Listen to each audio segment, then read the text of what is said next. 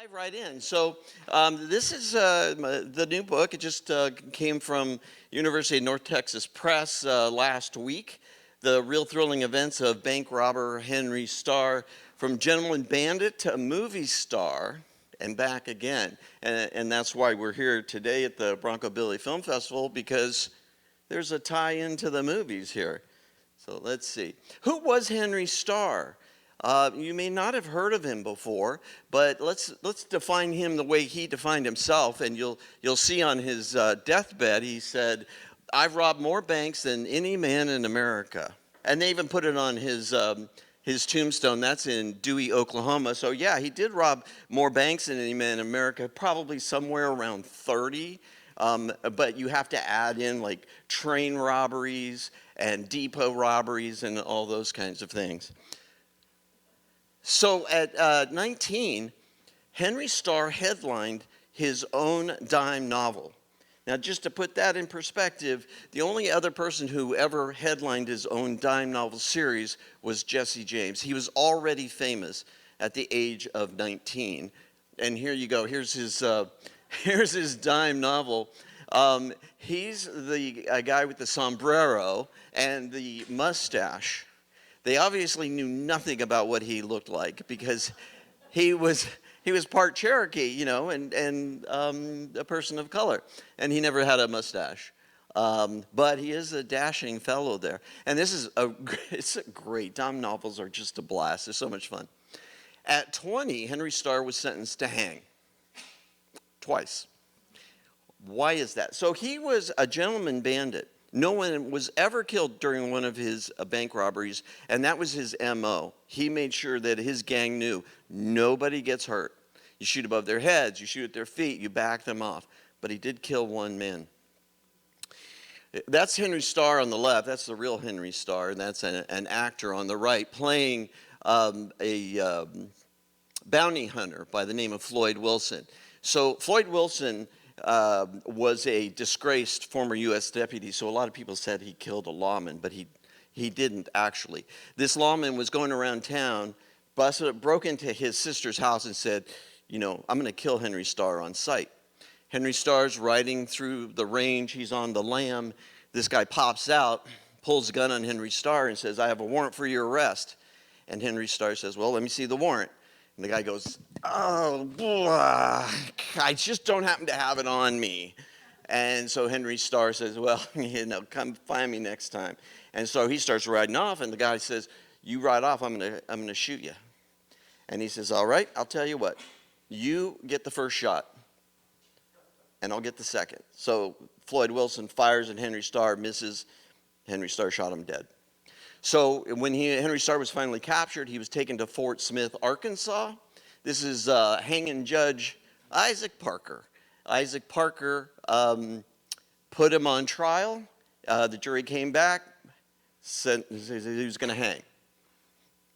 Henry Starr took his case to these fellows. This is the U.S. Supreme Court. So U.S. Supreme Court said, "Hey, you made two mistakes, Parker. You, first of all, you prejudiced the jury." These were paid juries at the time. So he had his hand-picked folks, and if you wanted to keep making money, then you went with the verdict that the judge told you about. And so the Supreme Court says you can't do that, and also Henry Starr had the right to self-defense. So it goes back to Judge Parker. He has a second trial. Judge Parker says, "Yeah, you're going to hang." Henry Starr took it back to the Supreme Court. The Supreme Court says, "You did it again. You told the jury what they need to do. You can't do that." So they sent it back a third time. By this time, Judge Parker had died, Bright's disease. And so the new judge allowed Henry Starr to just plead guilty to manslaughter. And then he was sent to the Ohio State Penitentiary for 15 years.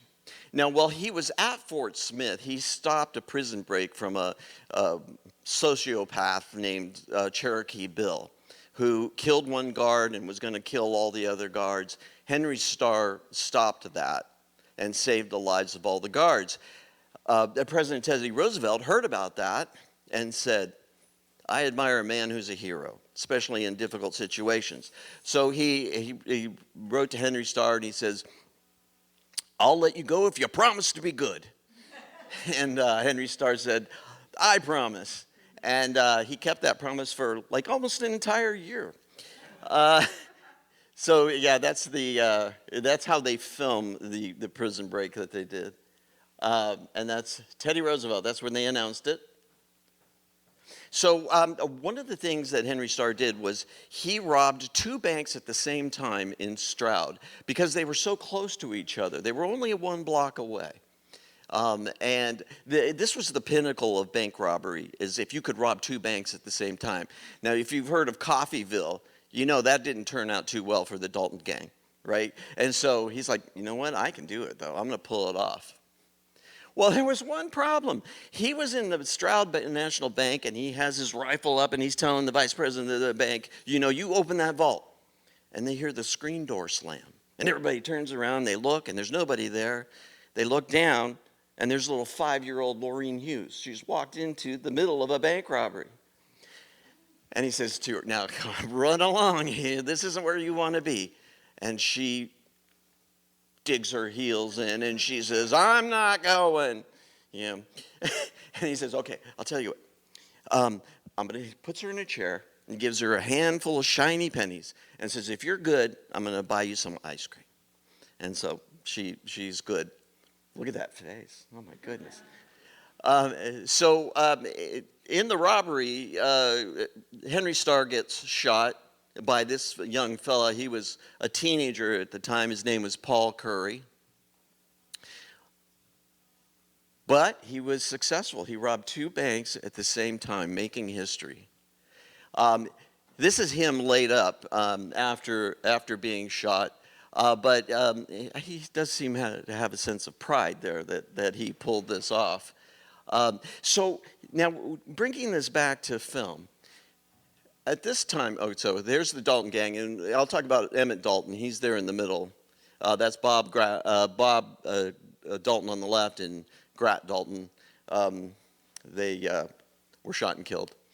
I have a real, there's that famous graphic photo, but I won't scare you this early in the morning. So at this time, lawmen actually started becoming film producers. And this is Marshal Bill Tillman.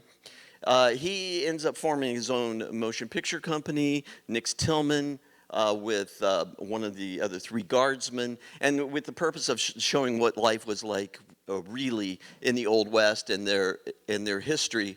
This is him going on a tour, and you can see that he profiles Bill Doolin, and then that's supposed to be Henry Starr on the right. That's not very flattering, is it? I don't think I'd want that. But so he was the first person that was hired real live outlaws to be in the film. So he had Cattle Annie, Little Britches, Arkansas Tom from the Ingalls gunfight. So Bill Tillman comes to Stroud while we saw Starr laid up. And he says, and the town is all circling below. He's on the second story. They're circling him below, and they're going to lynch Henry Starr. And Bill Tillman was filming this movie at the time in Chandler, which was about 20 miles away. And he comes up and he makes a deal with Henry Starr. He says, if you allow me to film you being taken to jail and adding you to my motion picture, I'll keep them from hanging you. Now, that's an offer that anyone from Hollywood would love to be able to propose. And of course, Henry Starr did it. That's why he appeared in the film. But that's the first time that he appears on film that probably gives him an inkling of his future. And that's in 1915. So he goes to the Oklahoma State Penitentiary. He is released. So in 1919, Oklahoma outlaw Henry Starr quit robbing banks to pursue an even more despicable career. He went into show business.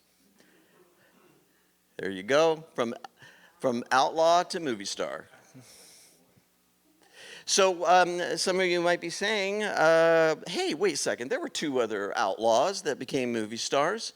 And one of them was Al Jennings. Al Jennings had been in prison actually with Henry Starr and with O. Henry, the famous short story writer who was in the Ohio State Penitentiary for embezzlement. He and Al Jennings made friends. O. Henry writes a short story about Al Jennings, makes him famous. And then, as you can see at the top, they profiled his entire career in the Saturday Evening Post. Now, a crime historian calls Al Jennings the most inept outlaw in the history. He only had a 4-month career, and the one train that he was able to rob, he only got $15 and a bunch of bananas.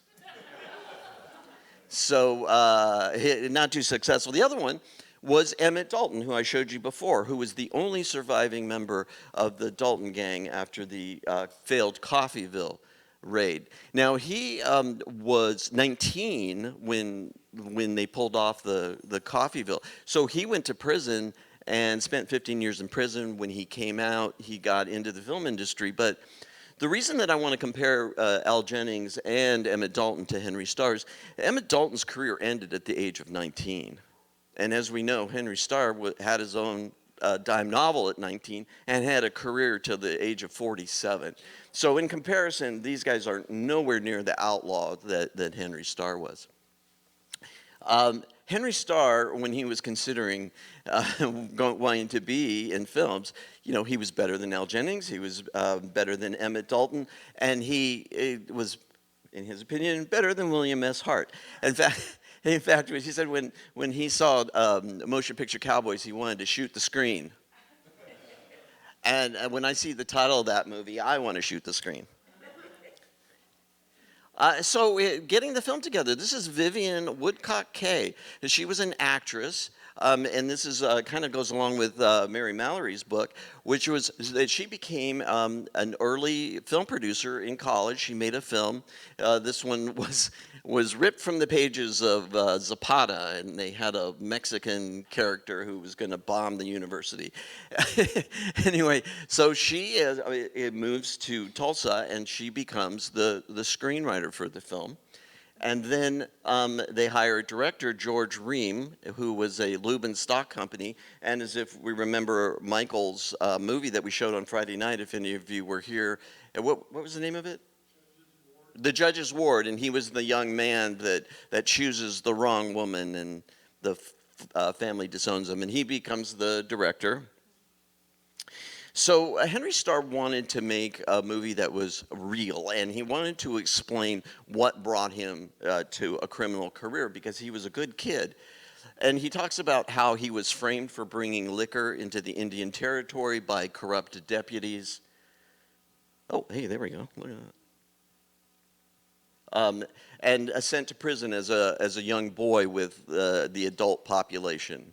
And he was also framed for horse thievery, both trumped up charges by U.S. deputy marshals that made per diem by just arresting people, especially poor and ethnic minorities who couldn't defend themselves. And it changed his mind forever. And he decided, hey, if I'm going to have the reputation of being a bad guy, I'm going to be the best bad guy I can be. That's a goal that I've also had.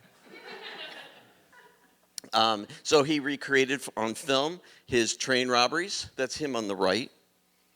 And then he recreated the deputy marshal breaking into his sister's home and threatening his life. And then he recreates, the situation of how he murdered the one man. So they go back to Stroud and they refilm the bank robbery. And so they recreate the scene with the little girl that interrupted him in the middle of the bank robbery. But this is 5 years later, so the real little girl is now has aged out, let's say. That's kind of a Hollywood story, isn't it? All on its own. But after they yelled, cut, he saw that the real little girl was in the crowd. And he said, I promised you an ice cream, didn't I? And so he gives her $1, and she goes off and buys ice cream, and she brings the change back. He says, you didn't need to bring me the change back. It's okay. And he even hired the teenage boy that shot him to play himself in the movie. So the movie comes out. This is a program from Dallas, and you can see that there's different lobby cards. So this film, A Debtor to the Law, is lost to history. We don't have it. Even his part of a passing of the Oklahoma Outlaws is gone. We don't have it. So in the book, I've pieced together what was trying to recreate what the film would have been like based on the lobby cards and press kits and interviews and things like that to kind of make the film come to life, even though it's lost and hopefully someday it will be found. We had the Reginald Denny film that on Friday night that was a lost film. Nobody thought they'd ever find it, and there it was. These look like a party, don't they? This is the Women's Christian Temperance Union, and since the prohibition had passed, they needed a new target. And the new target was going to be bandit films that starred real bandits. Guess who just had a film out? Yeah, Henry Starr. This was going to be a problem. And so they pressured the legislator. And what they did was they kept Henry Starr's film from appearing in the large theaters. Because the large theater owners, they didn't want any kind of censorship. This was going to be a big problem if the federal government got involved in this. So they said, okay, we won't show Henry Starr's picture. That kind of put a little crimp in his plans of making a lot of money. He had to actually go to the little small theaters. He hired a kid to carry the film canisters. So an interesting fact here. So this film was shot in Tulsa in like 1919, 1920. So if anyone's familiar with the Tulsa Race Massacre, you know the environment that this film was produced under. So when they recreated Cherokee Bill, this was the prison riot scene. Cherokee Bill was a white Native American and African American, presented as African American, basically. But they couldn't, because of Jim Crow laws, they couldn't have a black actor on the set. And so you can see they compromised, and they had a white guy who had lost his razor, apparently. And made him look bad. This is so inaccurate of what actually took place. But you can read that in the book on how it was really done. Even the prison set and all that is different. And then also Henry Starr had his image whitewashed, and you can see that the main poster, he has rosy cheeks and sandy hair, which was kind of nothing like what he really looked like. So Henry Starr, you can see he's deeply contemplating his future here, realizes that his film didn't make enough money, and he had given a bank robbery, but what he did to get that juice was gamble. And he loved playing cards. And unfortunately, he found himself in a great deal of debt. So he had, the one thing he wanted to do was make a second motion picture. So he goes to Claremore, to the commercial club, which is sort of the Chamber of Commerce. He pitches a new film. It wouldn't be autobiographical. He'd be an outlaw on the lam. So he wasn't really stretching his abilities there. But he would be an outlaw on the lam in the city that had radium water. Claremore was famous for their radium water. There was no radium. It bubbled. It smelled like rotten eggs, and it was supposed to be good for you.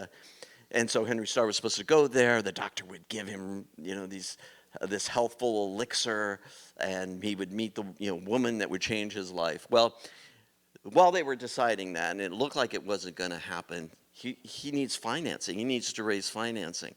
Anybody in Hollywood know how hard it is to get financing? Nothing has changed. Nothing has changed.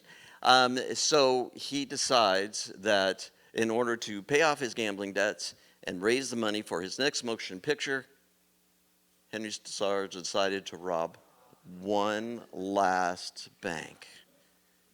And I will leave it there. All right, thank you guys so much. And I'll be out there if you... There's a lot more really crazy, wonderful stories in the book, so enjoy. Michael, thank you. Thank you so much, Mark. Great talk. Great talk. Wonderful presentation. Thanks so much. And as I said, Mark will be out there signing his book.